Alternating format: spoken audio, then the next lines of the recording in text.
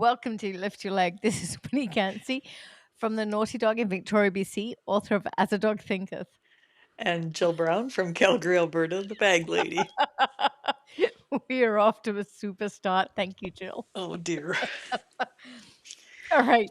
Tonight, we are talking about reactive dogs. And what I want to talk about is you retrain your reactive dog. Things are going so good. You're so proud of yourself. You're proud of your dog. You're retraining. And 6 months to a year later, Oh, everything's going well. And then you have your first incident, then your second incident. And then by the third one, things fall tragically apart. And you're wondering kind of what happened. So that's what we want to talk about tonight, the what happened part. what happened? All right. So I believe that when things are going super well for an amount of time, like 6 months and on, and I believe a year is the longest I've ever gotten a client to before they have a regression. Because I think at the year point, we kind of forget we had an issue. So we stop taking care of the little details. We just kind of let things go a little bit because we think we're over the issue. It's really easy to forget I know. And we bad all want things. to forget. We all want to forget that it was ever an issue Yep. because we love our dogs so much. So we get to the point that we've had enough success for long enough that we can forget what the issue was and then start behaving like normal dog people and letting the teeny tiny details slide. So then they slide and you have your first lunge at another dog and oh well, it was the first, like he's been so good for so long. He's allowed an error. Then the second one happens and damn, we might need to tighten up a little bit. Why do you think that happened? And then the third one happens and shit hits the fan. That's tonight's podcast. Bad things come in threes. Well, no, I think by the third time it's a habit all of a sudden. The first one was fluke. Dog got away with it because he took you by surprise. Second one, you're a little bit more confused by it now of like, why am I seeing this again? But he's still been good for so long. And then the third one, it's like, shit. Now we're back to retraining. Yep. And this is the norm. This always happens. And this happens with reactive dogs. It happens in training a sport. It happens in competitions. It happens in, I think, every aspect of training animals because we get so good, we let the little things slide without realizing we've let them slide. Just jotting down. Yeah, like I said, it's easy to do. Once a dog does something 3 times in a row, like you said, it's a habit, whether it's a good thing or a bad thing. It's a habit. It's very sad, but And it is a habit. it can be a good thing though, if you're lucky enough to get 3 good things in a row. True. So I am New Year's resolutions and all. I've been very good at listening to my audiobooks. And my latest one, I have to actually pull up the title for you guys. I listen to a horse guy. I always have. I've been following him and his horse business for 20 years. And he now has a podcast that I love. He's a crazy guy. Anyhow, he was talking about his favorite book. And I have to pull up the title because otherwise I will totally get it wrong. But it's a book I am currently listening to. And you can tell this is kind of the foundation book of a whole lot of other authors I've been listening to through the years. So I think Lanny Basham got a lot of his ideas from this book. James Lure is another guy that I've always listened to or read. He's a tennis guy. And I think he's gotten a lot of stuff from this book. So this is an old one. And the first half I was listening to this book, I was like, this is a nice reminder for all the stuff that I used to do and have stopped doing. But it wasn't really any new information. And then I kind of hit my point of like, oh, this is new. Now I need to pay attention. So the book is Psycho-Cybernetics, Maxwell Maltz, Maltz. So Psycho-Cybernetics by Maxwell Maltz. And I love this book so far. So the beginning part's been a nice reminder. Then I got to the part where I get to learn stuff. So in there, Do not quote me on the numbers, people, because I'm going to get them wrong. Because I listened to this when I was walking Harry down a gravel road, paying attention so he wouldn't eat a squirrel. But there were kids, or there were, it was a science experiment. So there were people playing basketball. So all three groups played basketball at the beginning and then basketball at the end of the week. The first group were allowed to play during the week and practice, and they tested their beginning level and their end level. The middle group were not allowed to play during the week, so they tested the beginning and the end. And the final group played at the beginning and then was asked to imagine shooting shots. I guess it's shots, right? I never played basketball. I played Baskets. Shooting. netball in my country. So they had to then imagine shooting their baskets. And that's all they were allowed to do during the week. And then they measured them at the end. So this is the part I'm going to fake here. The first group who practiced all week had a 30% improvement. It was something around that number. The group that didn't practice all week had no improvement. So then it comes to the group that imagined themselves shooting baskets. Jill, what do you think their improvement was compared to the 30%? I don't think they were as good as the 30%, but it'll be up there. Oh, piss off. I tested this on someone else yesterday and she agreed with me. We both assumed it would be higher than 30%. If that were the case, my dogs would be 200 scoring dogs. So you're right. It wasn't as good. So if the first group was 30%, these guys were like 27%. I actually think it may have been 33% and 27%, but don't quote me on those numbers. It was something equivalent to that. So not even picking up a basketball, just imagining it, they improved 27%. That's pretty amazing. It Hmm. really is. So then it got me thinking on my gravel walk with Harry as he's hunting squirrels about how much time with our reactive dogs after they have a bad moment do we relive and rehearse that moment in our heads? Hmm. It's it's the same as these basketball guys. We practice it all week in our heads of them reshooting that ball into that hoop. For us, it's we keep reliving that moment again and again and again until we have rehearsed it.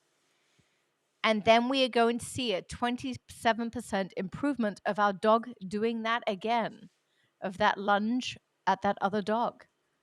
And that is the hardest part of reactive dogs. When we have a failure, we get our mind stuck right there and we keep reliving that and rehearsing that in our head. So then all of the handling that we did that brought that on, we've now just improved that close to 30%. All of the inattention, everything else, we've just increased that reactivity. Any comments, Jill? See, this is why I get in trouble when I walk Harry and then I wonder why he's hunting squirrels. This is my ADHD brain. So hunting squirrels is very appropriate. Right? Squirrel. Squirrel. It makes sense to me with where your mindset is. Yes. It doesn't make sense to me with the dog repeating it. Oh, I can answer that one.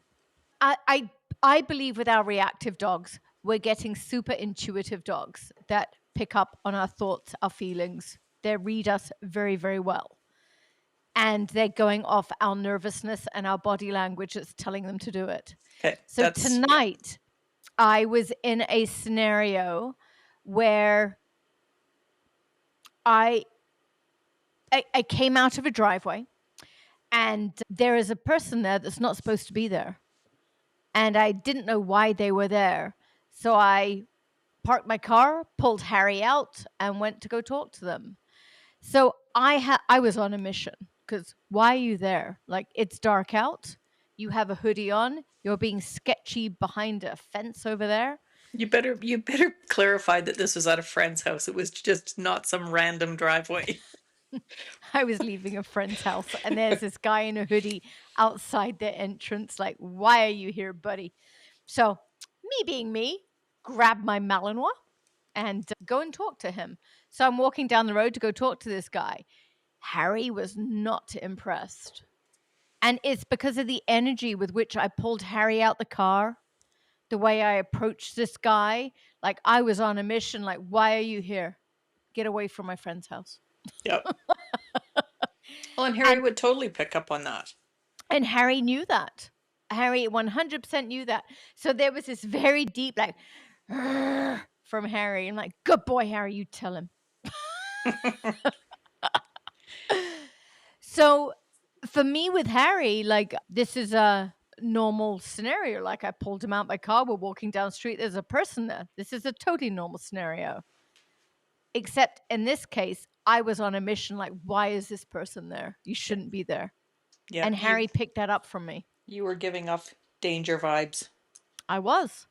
So reactive people, after they've had a bad encounter, are also giving off those same vibes. Now, in my scenario, I was giving them off in a how dare you be there kind of way. So I was going forward with confidence, and Harry was picking up my confidence. Hmm.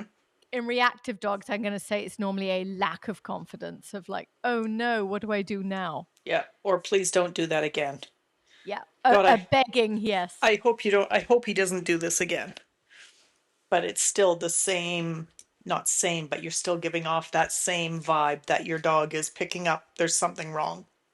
Yep. So our dogs are so intuitive, especially if you're struggling with a reactive dog, you have an intuitive dog. They're picking up the vibes you're putting out there.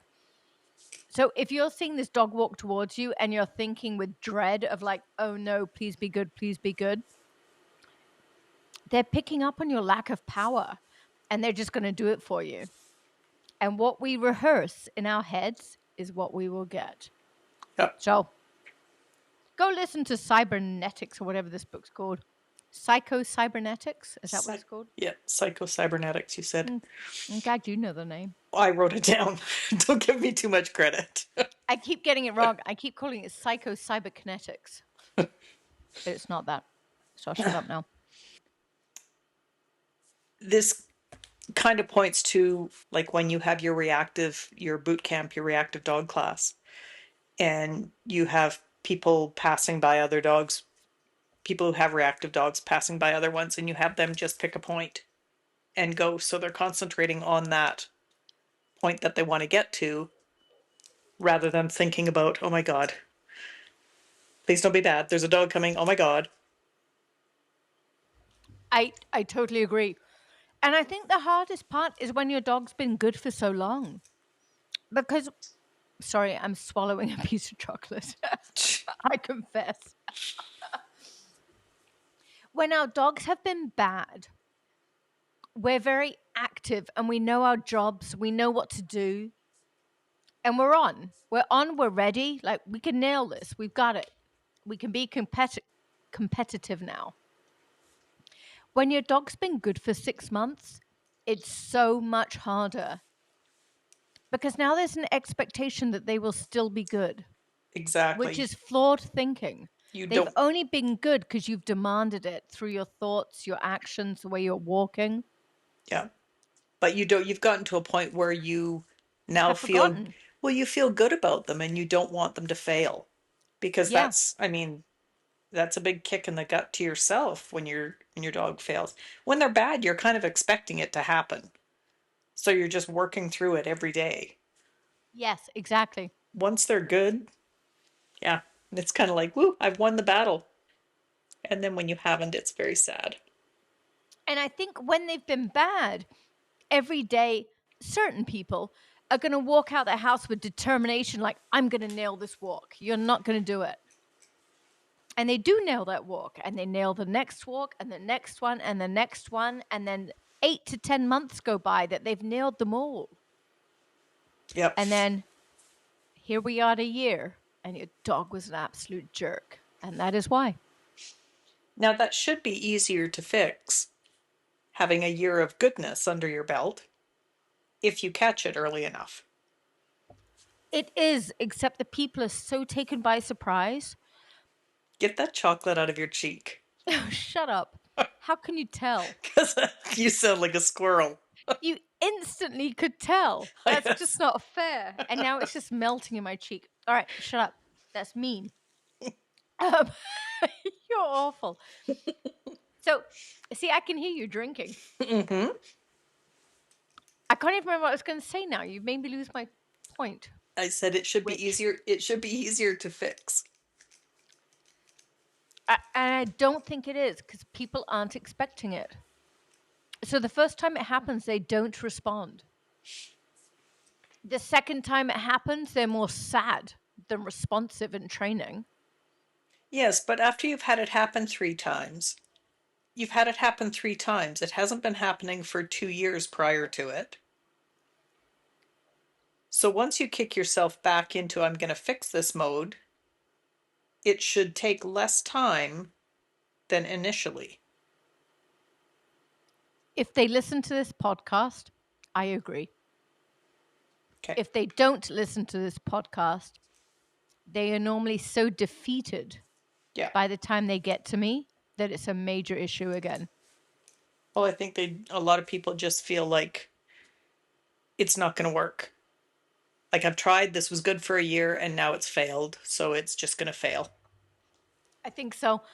The second hit is such a smackdown to people's self-esteem, to their determination, and everything else is such a smackdown. And you know It's what you really need at that point a is, drink. well, always, is a village that will help you let it go. Will just be like, whatever. Like, it happens, big deal. And get And on with it rather than a bunch of people that are like, oh my God, like, what are you going to do about that? You're going to have to fix that. You really need to work on that. Let it go and then deal with it. Like, get back to your training of it. I think the other thing here too is I had a reactive dog. I fixed it. My dog hasn't been bad in a year, right? So we talk about that, and now we have all normal dog friends. Probably we've moved away from our reactive dog friends, and you now have a normal dog. Like you're kind of moving towards that journey in life. Then this happens, and it just kicks you down. Yep. And unless you realize that this is normal, because a year is the most I've ever seen people go with absolute goodness. Because at a year, we forget about the issue that was once there. So we let the little thing slide. Yeah. So unless you know a year is kind of the max and then you're going to see an issue, you do beat on yourself so much that you're rehearsing the reactivity again and again in your head that Hmm. you recreate the issue so well for yourself and you don't. People just need to realize this is a normal part of reactivity. And with my clients that as I've kind of set them off free in the world, like, you don't need to see me anymore. Off you go now, have fun. I tell them, I want you to write a note in your calendar 11 months from now that this is going to be an issue and you need to tighten up again. Yeah. Now, in the case of the dog I'm thinking about, it hasn't been that long. I think it's probably been about 6 to 8 months. And he kind of went from perfect to delinquent. Yes, it's you, Finn. It's you I'm thinking of. Good boy, Finn. Good Girl? boy, Boy? Finny. Boy. Good boy, Finny. You shit. So in the case of Finn, it hasn't been that terribly long. But he went from monster child to like super dog. And he's been super dog for so long. And this happens. And honestly, I've been here with dogs in the past, so I know this feeling. Like when you go from crappy behavior to, I've done it. Now I have a normal dog. And then it happens again. It's almost worse than the first time it happened. Again, It because you think you fixed it. You think you're past that. That Yeah. chapter's gone. Yeah. And then all of a sudden you have to read it again. It's so deflating the Yeah. second time, the third time, the fourth time. By the But fourth time, you kind of realize it's a cycle. yeah, it just made me think of the tolerance bucket. He went for 6 to 8 months with his little bucket filling and it just overflowed. Explain your tolerance The bucket. tolerance bucket. Dogs have a tolerance bucket and they'll take so much crap and they keep filling it up. And then once it reaches the top of the tolerance bucket and it starts to overflow, it's got to go somewhere. So Hmm. they either take it out on another dog. Now, in Finn's case, it doesn't sound like there was a lot of stuff happening to fill this bucket, but he's just being Maybe good there for was. maybe, or maybe he's just been good for so long that he just has to let something go. Interesting. But yeah, that was somebody's explanation to me with their dog who lost it on one of their other dogs. So, in my way of thinking, like in my sport, this happens. In your sport, this happens, Jill. Like the power of positive thinking is probably one of the most vital and powerful tools that we have. All right. And I think I'm very good at that, and you not so much. I will tell you, Prada's last time in the ring, we were just finishing up our healing pattern. And it was off leash healing. It was the last thing I had to do before my recall. She's just in novice because I'm lazy. But as we were going along, I remember thinking, this has been a really nice round. Jill, you're slow and methodical, not lazy. Oh, okay, thank you. But I was healing thinking, this has been really nice. This is going to be a nice round as long as she nails this last sit. Oops. And she stood. Of course. I'm like, gah! It gets so frustrating the minute that I throw that little bit of I mean, it wasn't even me being well, I guess it was because It was. as long as she As does long this, as, yes, if I you had put the thought, focus on it. yeah, if I had thought she's gonna nail this and we've got it, And yeah. I'm going to say this, and I'm going to curse myself by saying this out loud. But Jill said, so long as she nails the sit, we've got this. I would have stayed more invested in that moment and just imagined her like running in fast and sliding into a sit. That was healing. It wasn't a recall, but that's okay. Okay. Yes, yeah, Yeah. So I would have imagined it happening before I halted. yeah. And I think I've gotten better at the mental game. Now, don't get me wrong. My last time at Worlds, I got yelled at in a foreign language and I had no idea what they were saying to me. And the like I was supposed to go I was first up in the stadium.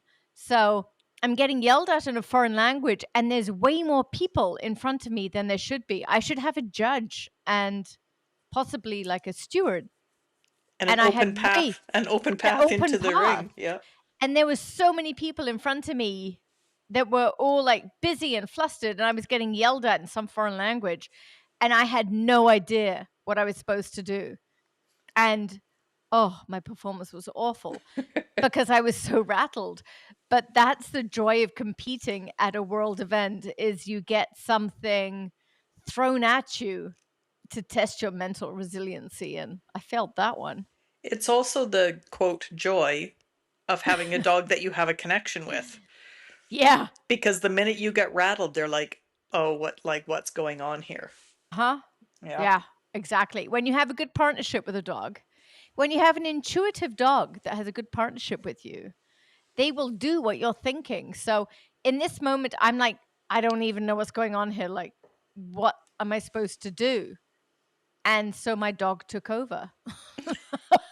As he I'll should. tell ya. Yeah, you don't know what to do. I've got this.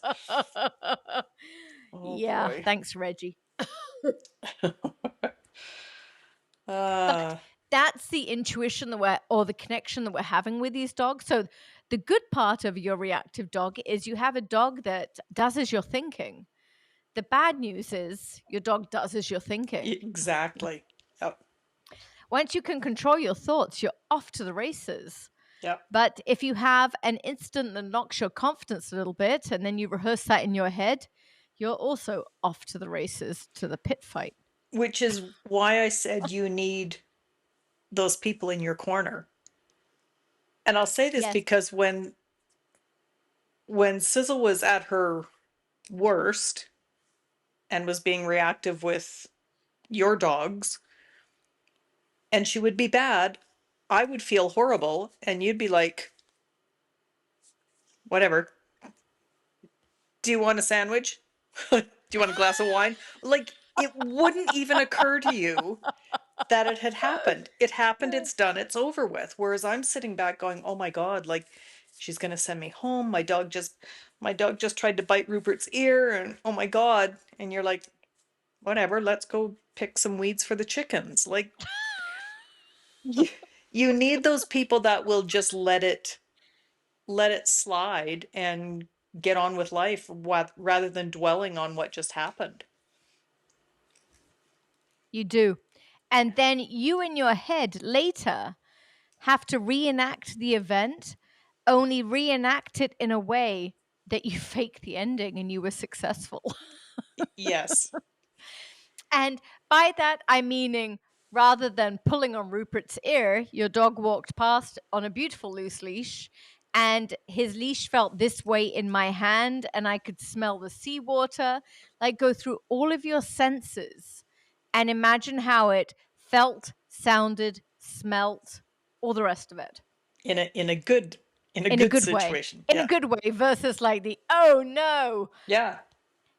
And I have gotten very good at like in a moment of panic, like I feel a dog's about to attack another dog. And I have now like conditioned myself to loosen my shoulder, give them leash, take a deep breath, and this way, let's go. Being so calm. And you'd be amazed at how many dogs I can get out of attacking me, attacking another dog, just by totally going chill and like, come on, buddy, let's go this way. Of just diffusing it by not having that adrenalized response. It was one of the the James Lure, the tennis coach, said, being a competitor is about doing what's not automatic. Hang on, let me get Kate in from outside. She's Okay. barking. Hang on. I'm back. And Jill, I confess, I grabbed more Lindor chocolate to stick in my mouth so I could sound like I'm a squirrel. I just went and filled my glass wine since Oh, we're I in should have done confession. that. Mine's empty. So, yes, as you're reimagining this in your head, you need to use all of your senses, like feel the leash in your hands. For me, it's going to be feeling that leather in my hand, actually feeling my left shoulder drop as I walk towards this dog, smelling what the air smells like in that moment, like going through every single sense and your muscles and what you're feeling. So imagine it deeply. Don't just kind of see a stick figure walking down the street. That ain't going to help you too much. So, how much of this do you think the dog is actually picking up on you kind of taking in your surroundings and relaxing versus them realizing that you've relaxed and now you're ready for anything that they try to pull? Oh, I think it's 100%. Like they can totally read us. So I've had dogs like about to spar each other. And in that moment, I can just be like, this way, come on. And a gentle guide on their leash, and I can get them out of it. It's unbelievable. But that's Whereas my that's my question. Are they coming out of it because you're like, let's just try something else? Or are they coming out of it because they know you've just relaxed and you're like, I know what you're thinking and I'm ready to deal with it if you pull that? I have no idea. I can't answer that. All I know is that it works. And I think that might depend on the dog. Some are like, damn, she's seen me. Yeah, busted. And then others like, oh, thank God we don't have to. So I think it depends on the dog. Very much But so. Yeah. but I do believe if you give the correct response to a lot of these intuitive dogs, they're going to be like, oh, good. This is the route we must go. Yeah. Or I don't have to go the route I was thinking. Yeah. So we can totally steer these dogs in the right direction or the wrong direction. And our thoughts are the first thing that we have to change. So for all of you out there struggling, I would push you towards like sports psychology books. The one I mentioned that I can never remember the title of. Jill, go The ahead, last one, say it. it is Psycho-Cybernetics by Maxwell Maltz. It's a good one. I have listened to so much, and I'm even going to get his name wrong because I haven't listened to him in years. Wayne Dyer. I loved Wayne Dyer. And a lot of his stuff was free. He just gave it out there for people to have his help. Lanny Basham has helped me so much through the years. And I do Lanny Basham's journaling. I think his journaling is very, very powerful when you get stuck in a rut because it makes you only focus on the positive of what you should be doing. Unfortunately, if you live in Canada, you can't order his journals. So you have to have an American friend that will send them to you. Don't we all have an American friend? We do. Hopefully. You know, Hopefully. If not, message me and I'll send you a photo of the pages. oh, Am I allowed to do that? I thought you were going to say, I'll send you the address of an American friend. Yeah, no. No, Um, can't do that. I think really, if this is going to sound real hokey, but if you believe that your dog can read your mind, you'll go so far in dealing with reactive dogs. Yeah, I agree. And that probably, I mean, I haven't listened to many of the books, but I think that probably sums up a lot of it. Or not necessarily sums it up, but you can get there just by thinking, my dog knows what I'm thinking. I'm going to say this right now just because I do think it applies. I I do believe I have a confident walk and the way my posture is confident. So I have some presence to me, or 5 foot one and a half of me. But I have some presence. Is that fair? It's fair, yes. So I was just traveling with a complete black eye on my right eye. So here I am. I've got good posture. I have Because you did, presence. because you didn't listen. And I have a complete black eye. And people didn't know how to take me. Men did not know how to deal with me. They were so nice Because they all and thought you had been slapped. tentative with me. It was really funny. People are reading my energy, my posture, which didn't match with my eye. That's what it was. You have quite a presence with you when you're walking, but Yeah. then when you walk in with a black eye, they think that you're someone that can get beaten on.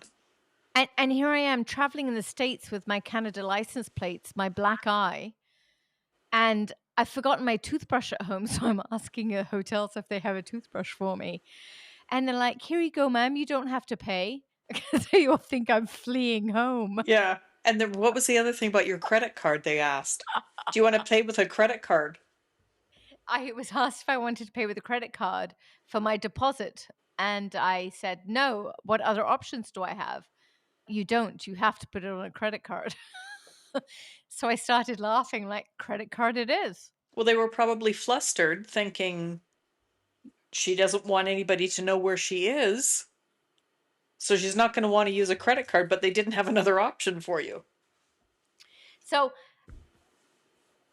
if people were reading me in this way and didn't know kind of how to respond with me, your dog's reading you the same too. So walk with confidence, walk with power, and just be determined in your mind for what you're going to get. That's the best I can say. Yep.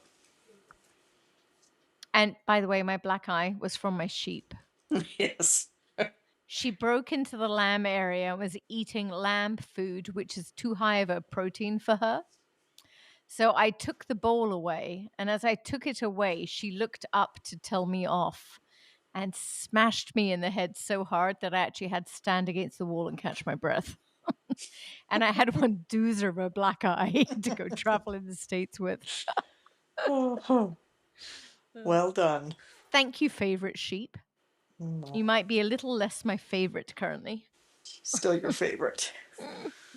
Still my favorite. I know all of this kind of seems out there, like imagining what you want.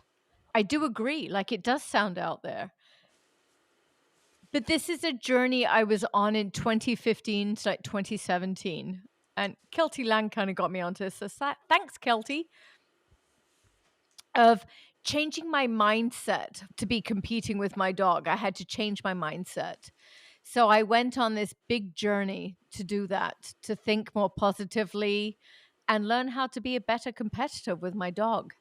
And all of it is about mindset, Yeah. imagining what you want before you do it. When you screw it up, forgiving yourself and instantly letting it go and moving on to the next one. So my dog screwed up going past that dog. All right, I'm going to nail the next pass by that I do. You, It's all about that of just letting it go, moving on and focusing on the positive. you can't turn back time. You can't fix stuff that happened. No. So just move on and be ready to deal with it the next time. When you said when you first started when you were competing and Kelty helped you, there was a book out at that time, and I might have the title wrong, but I think it was called The Winning Feeling. Yes. Wasn't that by Jerry and Darnell? I don't know. No, it wasn't. It was a horse person. I don't know Yes. who wrote it, but I remember it being Savoy. Someone yes, Savoy. yes, Karen or not? Yeah, someone Savoy. Exactly. Lori Savoy? I don't know. I can't remember, but I remember a lot of the top competitors would have that on headphones, listening to that before they went in the ring, just getting themselves into that proper mindset. I So agree. it's I mean it's nothing new that we're saying get yourself in a proper mindset and realize that your dogs know what you're thinking because It's nothing new that we're saying, but it is new in the world of reactive dogs because it's only previously been in sports. probably yes. Yep. And if you're in the world of competitive sports, they're all saying this, like it's commonplace of you need to practice in your imagination what your picture looks like. Then you need to rehearse everything you did right in that training session. So you're re-rehearsing all the good things that you should be remembering to do more and more. This is commonplace, but it's not commonplace in the world of pet dogs. And it needs to start becoming that because this is a huge piece with these dogs and Yeah. where my poor people are struggling. I think it's easier to explain and easier for competitive people to understand than it is for the pet population. Well, because the pet population didn't intend to have to put this much work into Yeah. their dogs. Yeah. Having said that, though, I think the pet population with their reactive dogs are game for anything because they just love their dogs and just want to have a normal dog. Well, and now with all of the rescues out there, they are having to deal with all of that. I mean, they might go in thinking they don't have to put all of that into them, but you've got more work going into a rescue dog now than you do a dog that you research and get for competitions. Yep. Sadly, Tech a rescue dog is a rescue technically. for a reason, That's hopefully. that's what I always tell people. They're Yeah. in rescue for it's not because they were the perfect dog. I mean, granted, there are some that just life dealt them a shitty blow. Their people died and there's no family or the family can't take them or something But like they're that. not a But problem. exactly, but they might still be in rescue. So I'm just saying not all rescue dogs are like that, but the great majority of them are that they As we have say issues. that, I'm going to say thank you to the people who took Nan. Who was Nan? I ended up with a dog. It was an old lady's dog. She died. Was Her that the kids was her that kids were willed to take the dog and then decided they weren't going to. So this old dog that was absolutely loved by its owner was ditched. Oh So I took her. no. I took her and found her a home. Was She did not love my house. was this recently? I don't remember this one. COVID, I want to say probably like 3 to 5 years ago. Oh, okay. Okay. And I found her the most wonderful home with two young people. There's people out there and I have a ton of respect for people that want to rescue dogs. And that's as far as we'll go with rescue because this isn't a I rescue podcast. I was going to say, let's stop this conversation now. Yep. Yeah. Okay, one other thing I want to talk about, and I'm just going to brace this topic for you. And let's hear your answer. This came from my book, so I'm So you not. already know the answer. No, no, I'm not fully understanding it. I'm still processing it because I heard it on my long drive yesterday. Okay. In there, they said there's only one emotion that we have in these moments, and that's excitement. In what moments? Where push comes to shove and competition, Well, I we think all we all struggle from excitement, but then we turn that excitement into fear, nervousness, reactivity, all these other things. I What do you I think? was well, I was going to say excitement can be like if you think of a pyramid, excitement can be at the top. And then the next four levels or the next level underneath it can have fear, happiness, stress, anxiety, whatever. They're all part of excitement, but you can break them down into being either positive or negative things. What are the negative ones? You came up with really good positive ones. Fear, Okay, you did say that. fear, anxiety. I think I fear, anxiety, and stress. Three negatives. I Oh, only I only had one positive one. I heard three positives. Look at me go. Yay, Happy, me. yeah. Happiness, excitement, like good for me, pat on the back. But that excitement can also be like you can walk into the ring with a dog that looks over and sees a dog in the next ring doing, let's say it's doing a retrieve, and your dog decides, I'd like to do that retrieve. And he doesn't listen to you when you tell him to heel, he bolts to the ring gates. Your body goes into an excitement mode, but it's not a positive thing. You're like, holy shit, is he going to go over the gate? Versus if he had just healed off with you, you'd be excited with, great, he ignored that and he's coming with me. It's funny because you think of excitement as a positive thing, but it can really go easily either direction. I agree. And I'm trying to think of the times I've competed. So in pet dog world and training world, I've got my excitement nailed. Like I can take it and easily turn it to the direction that I need. Like two dogs about to spar with each other. That's exciting. Yeah. I know exactly where to put that energy and how to diffuse that situation. Yep. But stick me in a moment at Worlds with someone yelling at me in a foreign language, that excitement may then not end up in that same direction. Right? And Yeah, in the same moment where you said, I should have thought, she's going to nail this sit, you could have thought, he's yelling at all of these people to get out of the way to allow me to go into the stadium. exactly. Exactly. But yeah, in the moment, it A, depends where a you're. winner a winner would have thought that. Sadly, I was not a You winner. weren't the winner. Oh no, I was not. Harry, Harry, leave it. Harry, come here. Out. I just had to save a chocolate from my dog's mouth. It rolled out of the wrapper onto the floor, Oh, yes. and now it has a tooth print in it.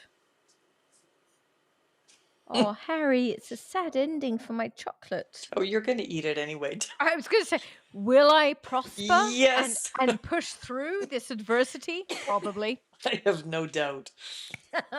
That's mean, Jilly. Very mean. No, just that I know you. So, reactive dogs, dig deep, people. Don't take your bad moments as failure. Take them as moment to look inwards and be determined to stop it from happening again. Yeah, And take it as a remember at challenge. that, yep, and at that year mark, write in your calendar, I'm about to be in trouble. Yep. Because then, If you make it that long, give yourself a huge pat on the back. and buy a lottery ticket. Yep. Because you might only make it 6 or 7 or 8 months. Yep. But yeah, if you go a year, good for you. You will start to learn your dog's patterns. Can he go 6 months? Can he go 8 months? Can he go a year? Harry, stop trying to steal the chocolate. You'll learn that. Yeah. And then you'll know to just put a note in your calendar to give you an alert at 6 months or 8 months or wherever. Yeah. And then you just need to So, be a little more aware of things yeah. And and and the alert is simply Harry will be an asshole. yeah. Yeah. It comes up on my schedule. Watch out, Harry will be an asshole. Yeah. That's all I need to know. Thank you. And then you just need to be on top of every little thing. Like you tell him to sit and he Yes, doesn't. I exactly. told you to As sit. Yeah. exactly. As soon as I have that in my mind and I ask for a minor request and he's like, okay, thank you, I'm ready. Like, that was not a negotiable. You Yeah. are going to sit. So, yes, thank you, Jill, for saying that. And it doesn't mean that their whole world is going to be structured and rules. They still are allowed to have fun and be a dog and enjoy life. But if I say sit, they better put their testicles E- jammed into the ground. Whether it's cold or not. Yes. Yep. So, those are the details we are looking for.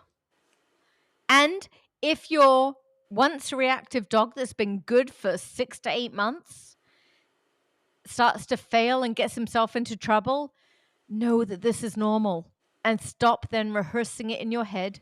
Forgive yourself and then demand perfection. Yep. That's it. It's that simple. Forgive yourself. That's the hardest part. Because when they've been good and then they suddenly failed, we are way harder on ourselves than if they had never been good. We're harder on ourselves than we are on them. Let's I agree. let's be honest. I mean, I will spend days beating myself up about something bad that my dog did. Whereas I'm like, I still love my dog, but I'm beating myself up. They're still getting fed and cookies and loved and told how wonderful they are. Me, not so much. I always love on you, Jill. I don't know about that. I do cook for you and feed you wine. You do. Yes, you do. I will give you that. All right. We are going to say goodnight. I just had to have that last swig of wine, speaking of. All right. It's been fun. We'll see you next Tuesday. Good night, Jill. Thank you. Good night.